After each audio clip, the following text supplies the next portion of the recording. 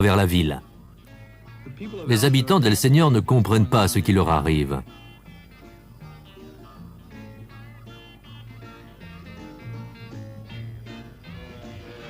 Ils s'empressent de sortir les chaises sur le balcon, ainsi ils sont aux premières loges.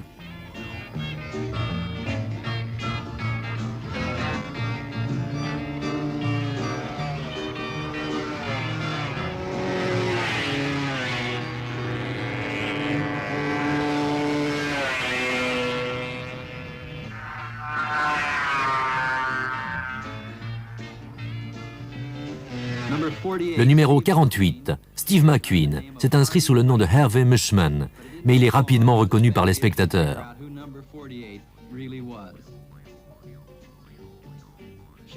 Elle est subjuguée, mais son mari ne semble pas trop impressionné. « Oui, je peux faire ça. »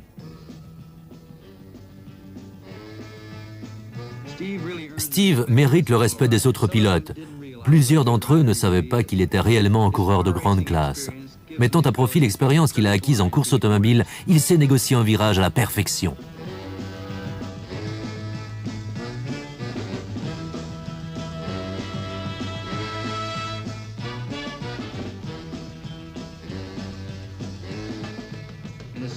Dans la course suivante à El Señor, Steve a un accident. Il poursuivra quand même la course, avec un pied fracturé, pour finir 8e.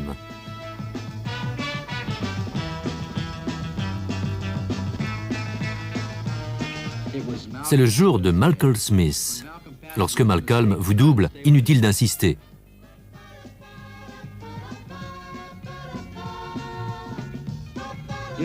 Même en tête, il prend toujours le temps de saluer un ami au passage.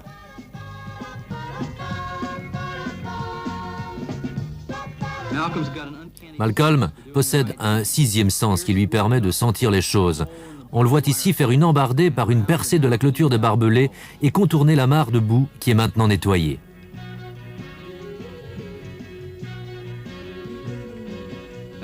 Il retraverse la clôture comme si de rien n'était. Il a doublé 6 coureurs dans le processus.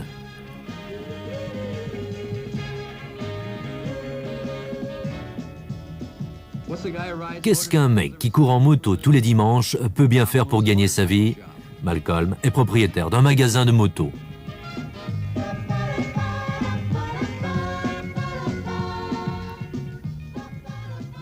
En 10 tours, Malcolm a doublé 7000 motos.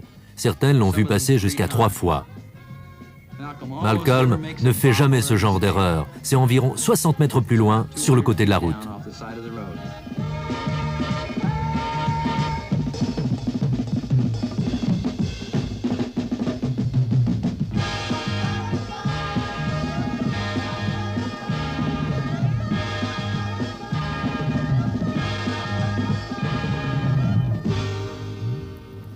La course est terminée, Malcolm Smith est toujours là, son légendaire sourire aux lèvres, frais comme une rose.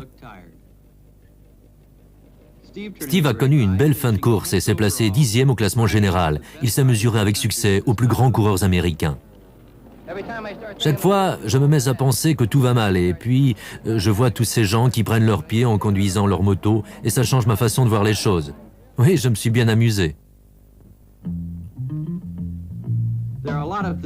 Il y a bien des façons de prendre son pied en moto. L'une d'elles est de participer à une course de sidecar. Il s'agit d'une activité très spécialisée qui ne compte que 200 adeptes aux États-Unis. Le passager est surnommé le singe. Il est généralement à plat d'un côté.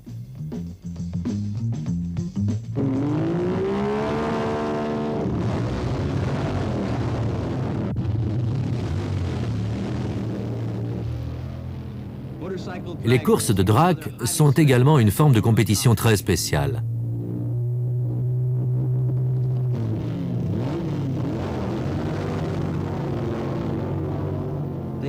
Sur une distance de 400 mètres, les motos atteignent des vitesses de 260 km/h.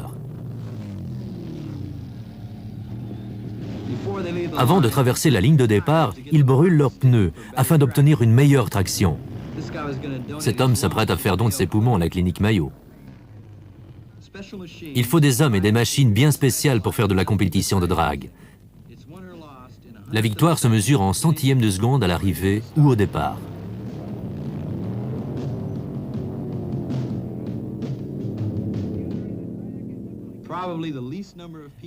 Plus rares encore sont les adeptes de la course de moto sur glace, comme on peut en voir dans la ville de Québec, au Canada. La première difficulté est déjà de rester vivant par moins 30 degrés.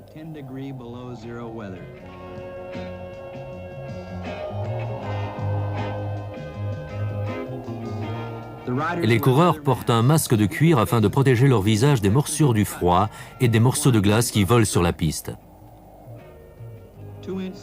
Et les pneus sont équipés de crampons de 5 cm pour avoir une meilleure prise sur la glace.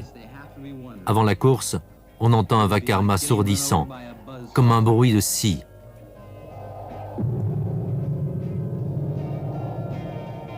Quand le pilote arrive au bout de la piste, il a intérêt à dégager au plus tôt, parce qu'il y a d'autres scies qui arrivent derrière. On assiste à un record mondial de 7 mètres de crawl sur glace.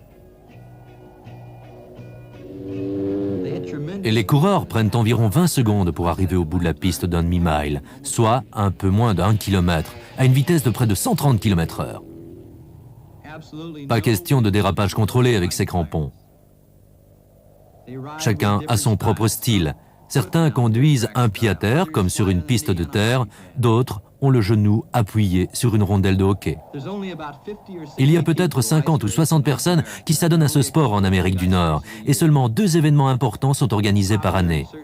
La course de moto sur glace est plus populaire dans certains pays d'Europe, et notamment en Russie. Cette course a lieu au Canada par moins 30 degrés, au milieu d'une tempête de neige.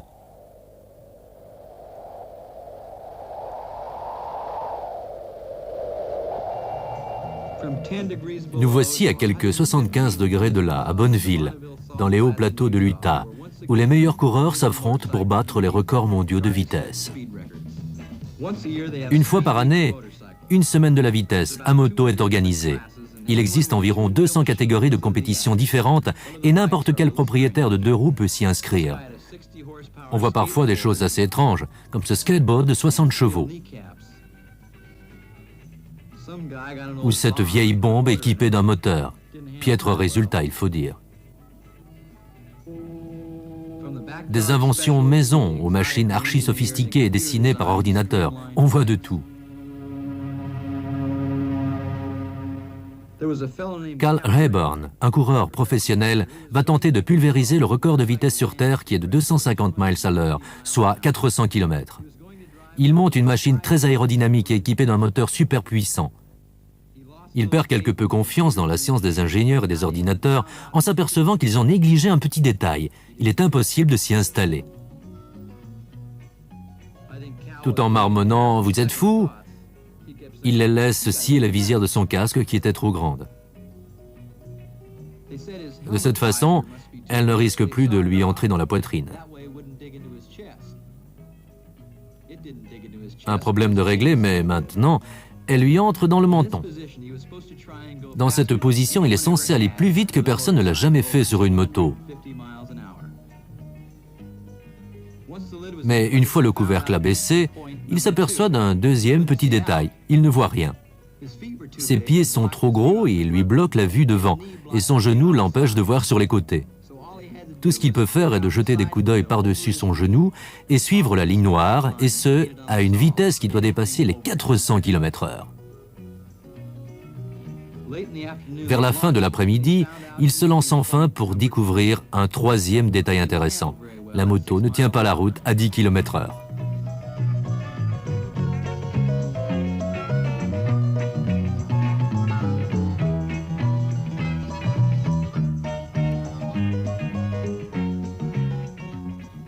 Il continue à les traiter de fous, mais cette fois, c'est bien parti. Une semaine et quelques dizaines de crashs plus tard, Calvin parvient à battre le record mondial en atteignant une vitesse de plus de 265 miles, 425 km/h. La direction est différente à cette vitesse. Ainsi, quand on roule à moins de 100 miles à l'heure, on tourne à droite pour tourner à droite. Jusque-là, tout va bien. Mais entre 100 et 200, il faut tourner à gauche pour tourner à droite, et au-delà de 200 miles à l'heure, on revient à la normale.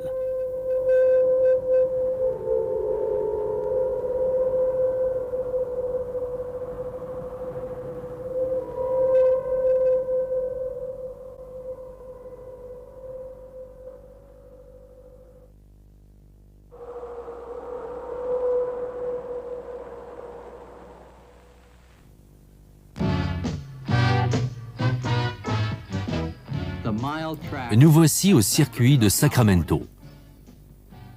C'est ici que tout se décide pour le titre du numéro 1, la bourse de 12 000 $, et, ce qui est plus important encore, pour Dickman, Dave Aldana, Jen Romero et Jim Rice, les 101 points qui peuvent apporter le titre à n'importe lequel d'entre eux. C'est un événement important pour tous les coureurs, mais en particulier pour ces quatre-là. Si Dave Aldana l'emporte, ce sera la première fois qu'un nouveau venu dans la classe des pros gagne le titre la première année. Romero rigole moins que d'habitude. Jim Rice arpente la piste en solitaire. Dickman se pointe. Il s'est fracturé une jambe dans une course il y a 3 semaines, et personne ne s'attendait à le voir ici. Mais il a scié lui-même son plâtre et a décidé de tenter sa chance. Il coince sa jambe blessée dans sa botte de métal, arrive sur la piste et remporte son épreuve.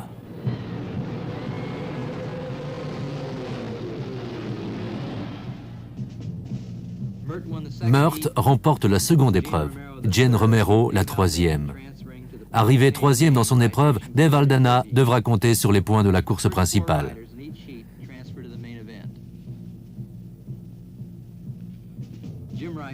Le numéro 24, Jim Rice, prend les choses on ne peut plus calmement.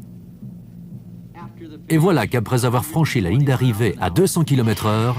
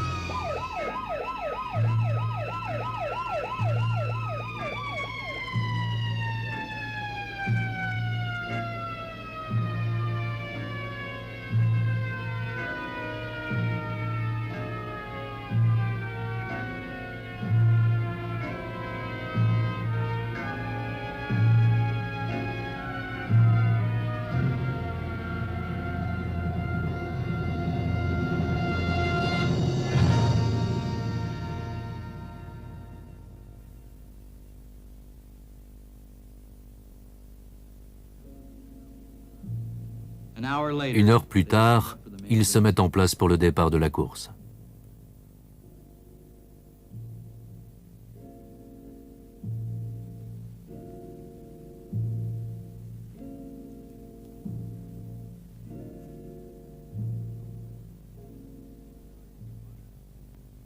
Jim Rice sort de l'ambulance pour tenter de prendre le départ, un mouchoir sur son nez cassé.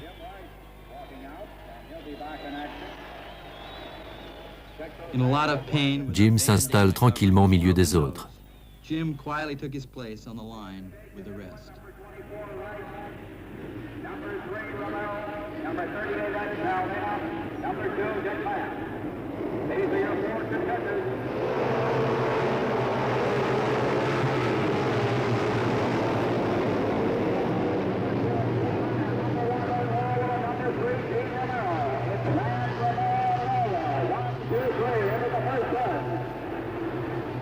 Un accident va se produire à 200 km/h.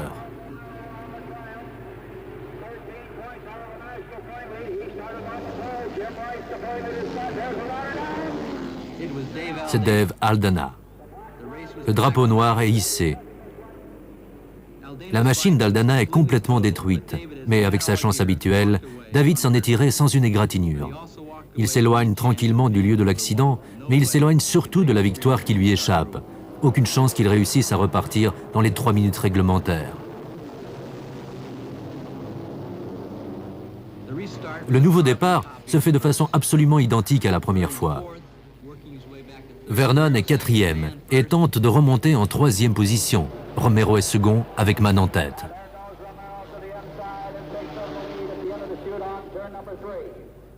Romero file le train à Dickman exactement comme la première fois. Jim Rice est en dernière position. 10 tours plus tard, le peloton commence à se disperser. Romero se rapproche du meneur tandis que Rice continue à perdre du terrain. Jim est tout simplement trop amoché pour donner sa pleine mesure. C'est déjà incroyable qu'il soit là. Au 20e tour, Dickman se retire. Il s'est pris le pied dans un trou et il souffre trop pour continuer. C'est la fin de grands espoirs. Après avoir roulé à quelques centimètres de Romero pendant les 20 premiers tours, Murt est lui aussi forcé de s'arrêter. Un nuage de fumée sort de son moteur comme cela arrive si souvent dans une saison. Tout va bien pour Romero. 50 tours et pas une anicroche. Son père est venu l'encourager. Une course magnifique pour lui, couronnée par le drapeau quadrillé. Saluons le nouveau champion, Jen Romero.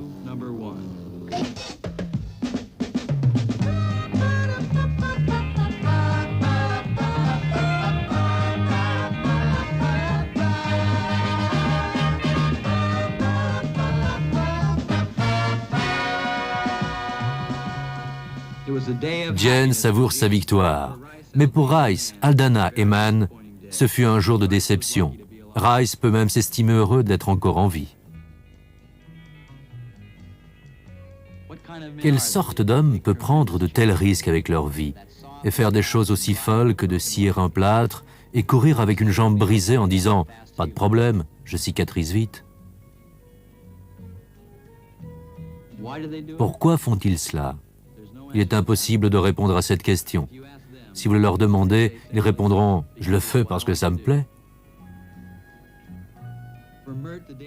Pour Murt, la rencontre de Sacramento a été à l'image de la saison. Même avec la guine qui ne le lâche pas depuis le début de la saison, il a réussi à obtenir suffisamment de points pour arracher la 6e place au classement général.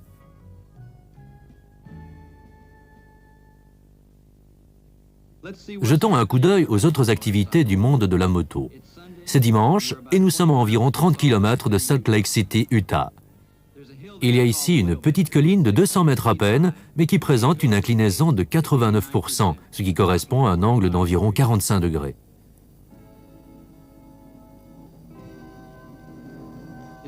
On l'appelle la Widow Maker, ou faiseuse de veuves.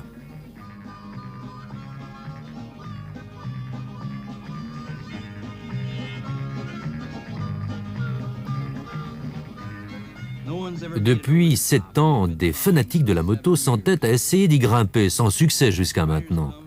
Des coureurs viennent de tous les coins des États-Unis pour tenter de réussir là où les autres ont échoué. Comme nous l'avons dit, personne n'a pu se rendre au sommet. Ce n'est pas faute d'avoir essayé.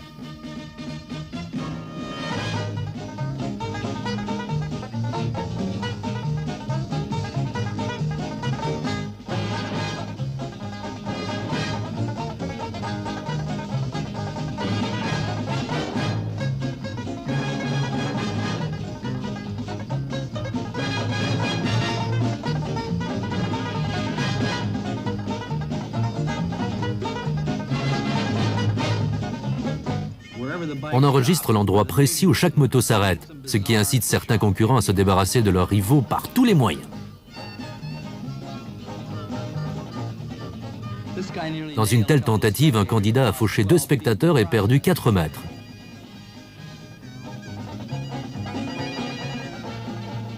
C'est quand même mieux que de perdre 120 mètres.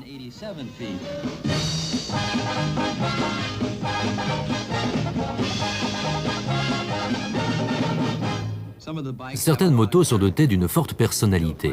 Ceux qui les montent sont en général eux-mêmes des personnages assez spéciaux.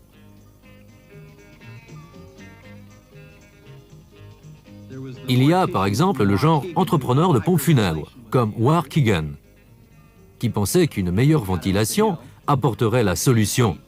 Cela lui a valu d'avancer de 5 mètres. La meilleure de la journée, on la doit à ce vieux Hockey Hillbilly, qui a perdu pas mal de temps à rêver qu'il était parvenu au sommet, sans savoir si c'était sa plaque qu'il voyait ou une contravention.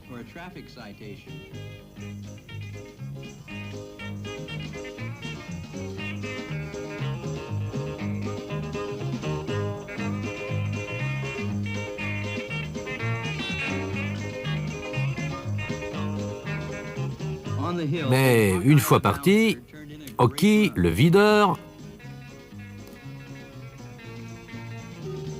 a réussi l'exploit de se rendre à 15 mètres à peine du sommet.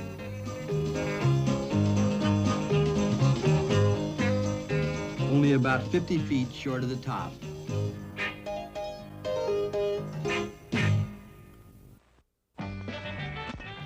Malcolm était là aussi. Il n'avait jamais fait de grimper, mais il s'était dit que ce serait amusant d'essayer. Sa première tentative lui ressemblait tout à fait. Il a oublié de mettre les gaz.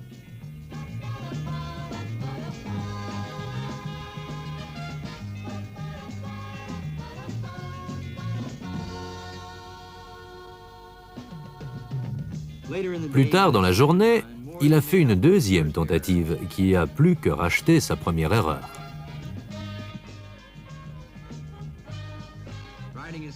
Affrontant avec sa 500 des motos spécialement conçues pour la grimper, il a réussi à bondir à 150 mètres, un résultat digne des meilleurs spécialistes. Pour la plupart, la descente peut poser des problèmes.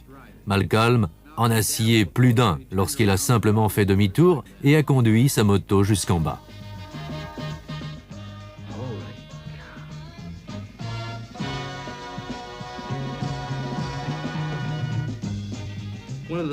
L'un des derniers concurrents de la journée a été Mike Gibbon, qui est venu spécialement de Graham Pass, Oregon, pour tenter le coup lui aussi.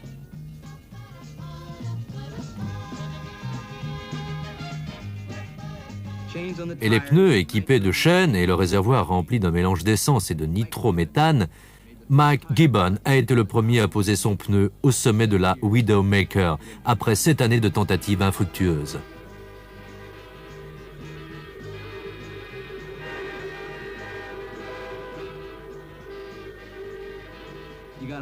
Il a reçu un trophée et le Lions Club local lui a remis $100 pour l'aider à payer ses dépenses de retour en Oregon. Ce fut une journée mémorable.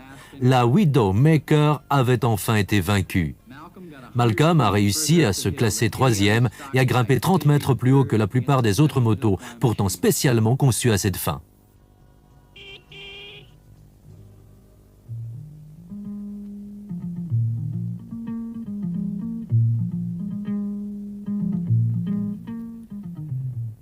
Cet homme est tout à fait à l'aise dans le trial.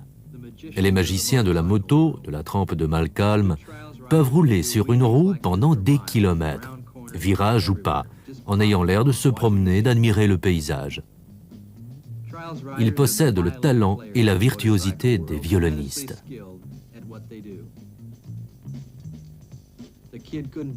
Le gosse ne pouvait en croire ses yeux, et personne à qui le raconter. Pour réussir une course d'épreuve, il faut traverser un terrain difficile sans poser le pied par terre. La facilité avec laquelle un bon pilote y parvient est étonnante. Ils réussissent à faire passer leur moto là où ça semble tout à fait impossible, dans un espace de 25 cm de haut par 75 de long par exemple, puis tourner brusquement pour garder l'équilibre, et tout cela sans poser le pied par terre. Eh bien, c'est possible.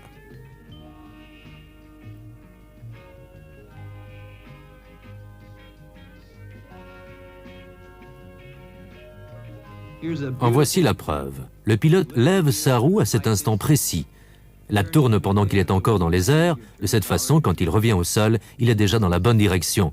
Cela a l'air facile, en réalité, il n'en est rien. Malcolm participe à des épreuves de trial 1 ou 2 fois par année. En fait, il participe au moins 1 ou 2 fois par année à toutes les compétitions qui peuvent exister en moto.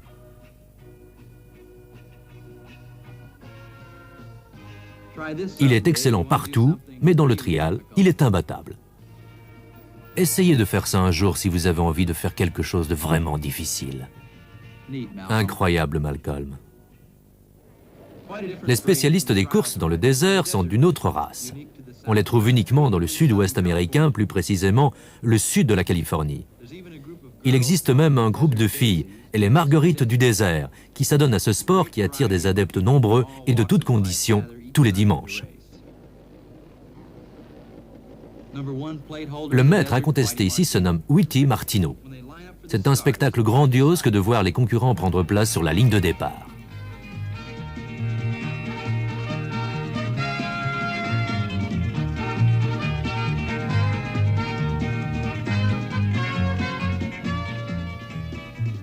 On y retrouve des médecins, des avocats, des menuisiers, des plombiers, des ingénieurs, des vendeurs, des étudiants, tout le monde sur la même ligne de départ. 1000 coureurs s'apprêtent à se lancer